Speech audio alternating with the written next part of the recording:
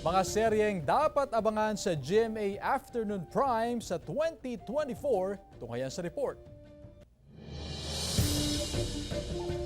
Susulong, babangon, lalaban at magpapatuloy. Yan ang dapat abangan sa GMA Afternoon Prime sa 2024. Tuloy ang pagbibigay inspirasyon ni star of the new gen Jillian Ward bilang Doc Annalyn Santos sa Abot Kamay na Pangarap. Sa bagong yugto, may bagong karakter din na papasok sa Apex Hospital. Ano kaya ang papel ni Sparkle star Clea Pineda? Kakampi o panibagong tinik sa buhay ni Annalyn?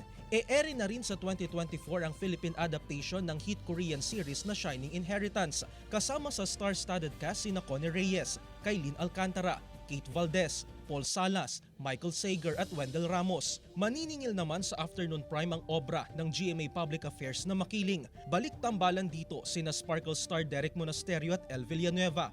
Anumang pagmamaliit, hindi naman magpapatinag ang karakter na gagampanan ni Joe Berry sa Lilet Matias Attorney at Law. Hahanapin ang hustisya sa legal drama seryeng ito kasama sina Cheryl Cruz, Rita Avila, Maricel Laksa, Bobby Andrews, Jason Abalos at E.A. Guzman. Pagiging matapang sa pagharap sa mga hamon ng buhay, isa ito sa mensahe ng official entry ng GMA sa Metro Manila Film Festival na Firefly, directed by the multi-awarded filmmaker Zig Dulay. Sigurado raw tagus sa puso ang kwento nito na marami ang makaka-relate. Pinagbibidahan nito ni Kapuso child star Ewan Micael at award-winning actress Alessandra De Rossi. Showing na ang Firefly sa mga sinihan sa buong bansa.